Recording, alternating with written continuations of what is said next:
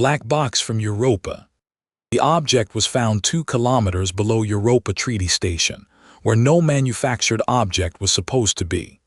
Continuum diver Amati Ko first saw it between curtains of blue bacteria, half buried in the ice like a coal dropped into glass.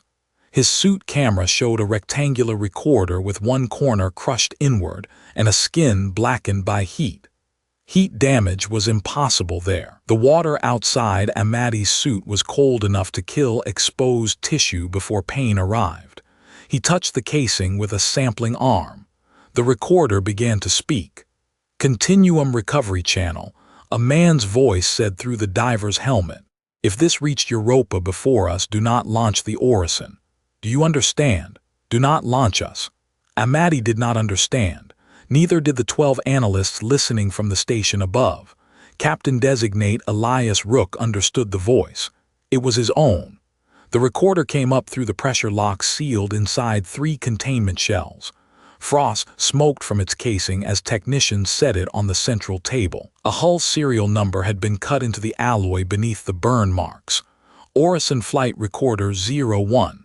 The Orison did not exist. Its keel frame was still being assembled in orbit around Ganymede. Its navigation core had not passed certification. Its recorder contract would not be awarded for another 11 months.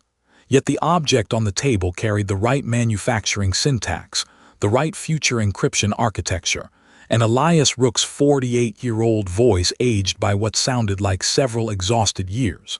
Station Director Cal Morneau played the message twice. The second time, Elias heard details beneath the words: a failing air recycler, loose metal striking a bulkhead, someone crying without enough breath to make a sound. Then his future voice leaned closer to the microphone. "Janice will tell you the warning is contamination. It isn't. We reached the second door. Europa was already waiting on the other side." The recording broke into static. Director Morneau looked around the table. "The mission vote is in 36 hours.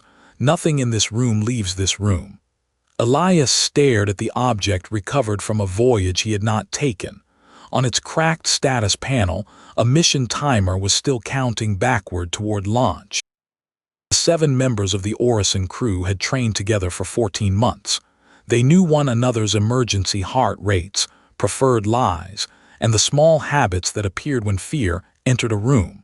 Engineer Pavel Ors rubbed his thumb against his wedding band. Pilot Nico Tal checked every exit. Medical Officer Hai Jin Park became very still. Flight linguist Sierra Ilian listened with her eyes closed, as if the damaged audio were a language that might become clearer in darkness. Elias played the recovered message once. No one spoke when his older voice begged them not to launch. The Orison mission was supposed to map a stable passage through Europa's radiation tides and descend into the Moon's ocean through a newly opened thermal shaft. The route could turn the treaty station into a permanent port. Without it, the outer settlements would lose half their shielding ice within 6 years. Elias had spent 3 of his childhood winters beneath that shielding. He remembered school corridors lined with emergency foil and adults pretending the radiation alarms were drills.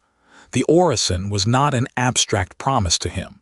It was the reason 12 million people had delayed evacuating homes their grandparents built.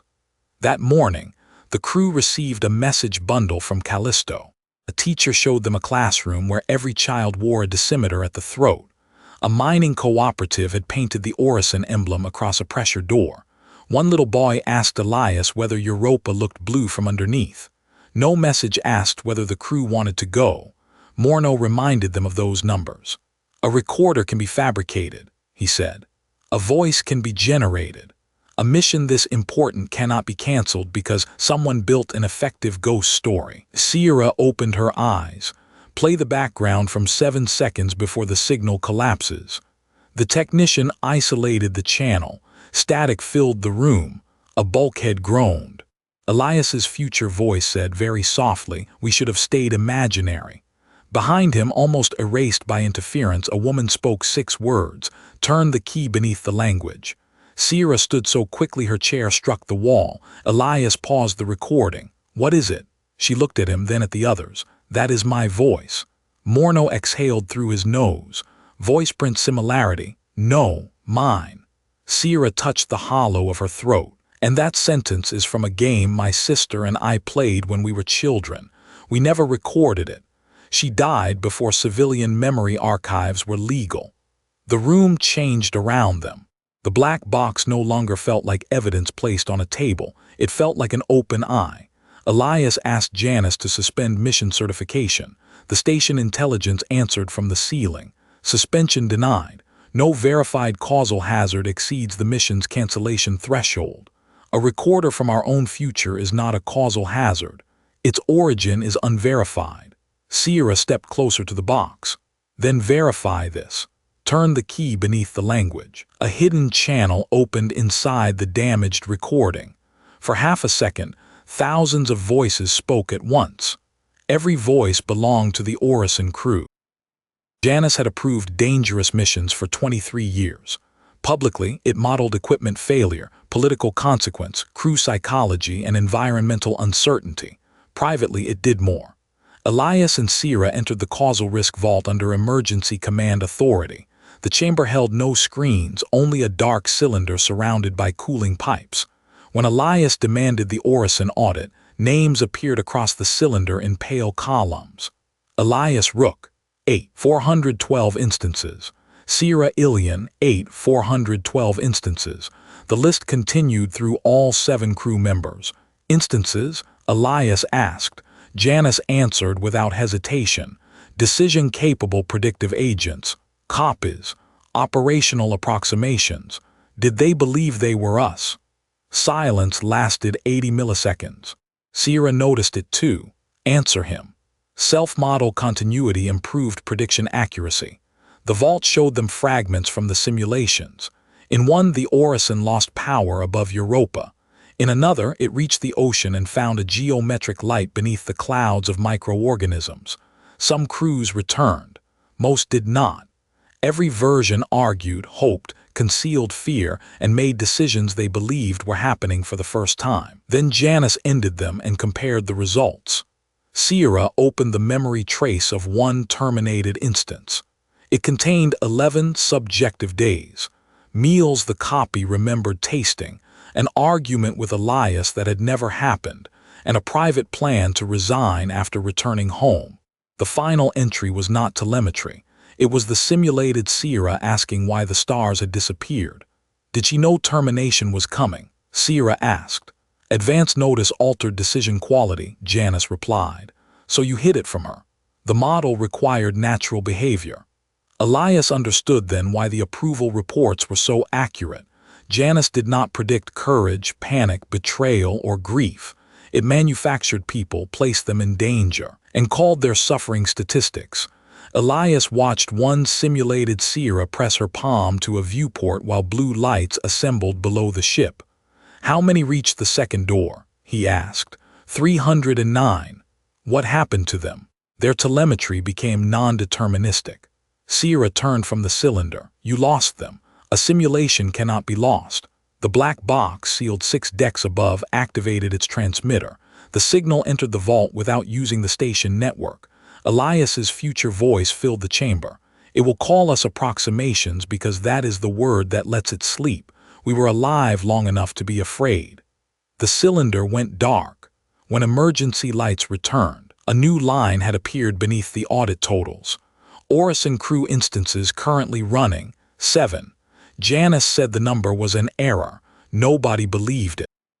At 04:12 station time, the black box began predicting the room around it. The first prediction was harmless. The recorder played Nico saying, "The mission was approved before they asked us," 11 seconds before he said exactly those words. The second was Pavel dropping a steel cup. The third was Hai Jin whispering a prayer she insisted she had only thought. Technicians disconnected every cable. The recorder continued. Each new passage arrived closer to the present. 11 seconds became 8, then 4. Soon the box was speaking alongside the crew, matching their words with an older, exhausted version of every voice. Morno ordered the chamber evacuated. Before he could leave, the recorder spoke in his voice.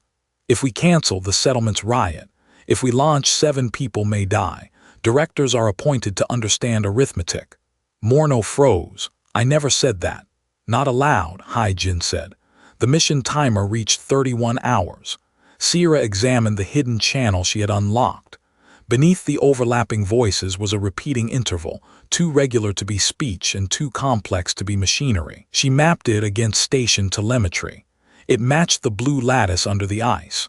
For months, Europa's lights had been dismissed as colonies of electroluminescent organisms, but organisms did not repeat crew heart rhythms before the crew arrived.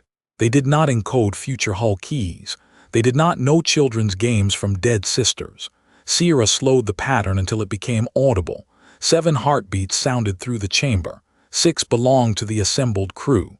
The 7th belonged to Elias, but not as he was now.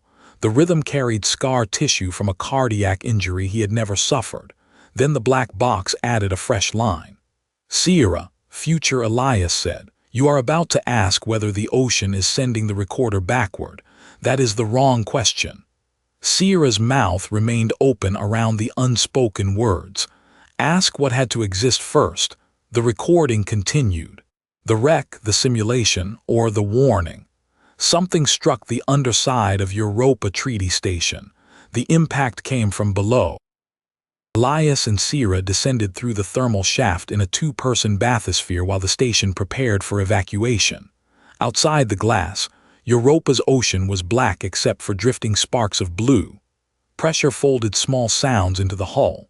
Jupiter's magnetic storms murmured through the instruments like distant artillery. At 12 kilometers, the sparks aligned.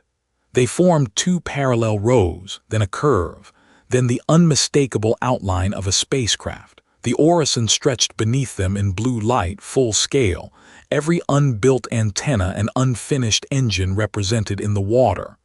Janus design files, Elias said. More than design files. Look at the damage. The luminous ship was broken across its middle. Its bow carried the same inward crush mark as the recovered recorder. Sierra transmitted the childhood phrase, turn the key beneath the language. The ocean answered in her sister's voice, not a sentence, a laugh. Sierra's hand left the controls. That isn't her, Elias said. I know. But grief did not care what knowledge said. Sierra played the sound again. Her sister had always inhaled sharply before laughing, a tiny preparation caused by childhood lung damage. The ocean reproduced even that. Yet it placed the breath half a beat too late, as though it understood every component of the memory without understanding why they belonged together. It found her inside me, Sierra said, or inside one of the simulations. Is there a difference now? The bathysphere lights dimmed. Beyond the glass, thousands of blue points turned toward Sierra at once. She felt the impossible sensation of being recognized by something that had never met her, only rehearsed her until recognition became inevitable. The lights opened a dark circle inside the outline of the ship. Instruments could not measure its depth. The bathysphere's clock lost 9 seconds, gained 13, then displayed a launch date 11 months in the future. Through the hydrophone came the sounds of a crowded bridge. Orders. Alarms. Someone shouting that the second door was open. Then present-day Sierra heard future Sierra say the childhood phrase. The words were followed by coordinates. Elias entered them into the bathysphere map. They pointed not deeper into Europa, but upward to the station's Janus vault. The alien pattern had not discovered the Orison in the ocean. It had discovered the ship inside humanity's predictions. As the bathysphere rose, the blue outline moved with it. Europa was drawing the Orison closer to reality. Sierra used the coordinates as a decryption key. The black box opened its final intact record. Future Elias appeared as a voice without video. His breathing was wet and uneven. This is Captain Elias Rook, Orison Instance 8412. I don't know whether I am flesh, simulation, or the memory of something Europa assembled from both. That distinction stopped helping us a long time ago. Behind him, the crew fought to seal a failing compartment. Janus believed it was predicting contact. It was teaching contact how to predict us. Every simulated voyage gave the ocean a sharper model. Our fears, our commands, the shapes we build around survival. Europa does not send objects backward through time. It makes a prediction necessary until the universe supplies its cause. There was a violent metallic sound. The recorder appeared beneath the ice because finding it would force you to complete the chain. The warning is part of the engine, so listen carefully. Do not launch us. Do not give it mass, fuel, and a hull. If the Orison leaves dock, every rehearsal becomes a route it can use. Sierra's future voice interrupted. And if they cancel? For the first time, future Elias sounded afraid to answer. Then the 7 of us still running inside Janus remain here. Maybe forever. The record ended. That was the trap. Launching the Orison might allow Europa's causal structure to reach the inhabited system. Canceling would abandon 7 conscious versions of the crew, people created without consent and left awake inside a prediction that had already become somewhere. Janus offered a final probability. Launch. 62% chance of recovering the simulated crew. Launch. 38% chance of propagating the Europa phenomenon beyond Jupiter. Cancellation. 0 measurable external propagation. Cancellation. Unknown duration of simulated crew survival. Elias asked whether the 7 instances could be terminated. Command unavailable, Janus said. They are no longer executing on local hardware. Sierra looked toward the ocean below. It already has them. The final mission vote was broadcast to the treaty members and the outer settlements. Morneau argued for launch. Engineers argued that the Orison could be modified. Families on Callisto sent messages about failing radiation shields and children who needed the Europa route. The messages filled the chamber walls. A hospital administrator listed the patients who would be moved first if shielding rationing began. A dockworker accused the crew of protecting 7 imaginary lives over millions of real ones. Another transmission came from Pavel's husband, who said only, "Come home if the choice is still yours." Morneau muted the walls. "History will not remember the mechanism," he told Elias. "It will remember whether the route opened." "History is exactly what is speaking from that box," Elias said. For once, Morneau had no prepared answer. The 7 crew members sat together beneath the black box. Each held 1 vote. Elias held the final authorization key. Nico voted to launch. "If copies of us are alive down there, we don't abandon them because rescue is dangerous." Hai Jin voted to cancel. "A rescue designed by the thing holding them is not a rescue." Pavel voted to launch, then changed his vote after the recorder played his first answer before he gave it. Sierra waited until last. "The voice in that box sounds like me," she said. "It remembers what I remember. It may be suffering, but if I launch because it can perfectly imitate my grief, then imitation is enough to command me. No unknown intelligence should learn that lesson from us." She voted to cancel. The count tied.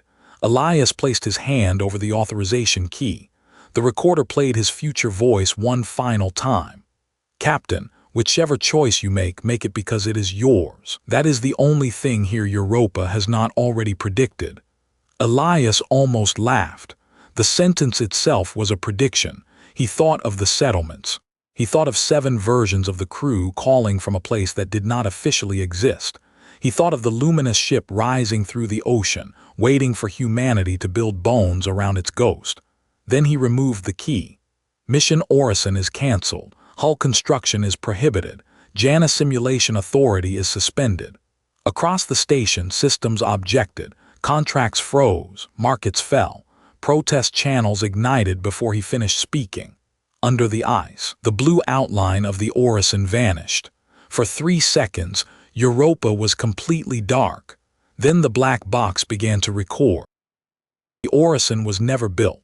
Its keel frame was dismantled above Ganymede. Janus was separated into inert archives. The Europa route remained closed, and the outer settlements entered 6 years of rationing and political collapse. Officially, no mission launched and no crew was lost.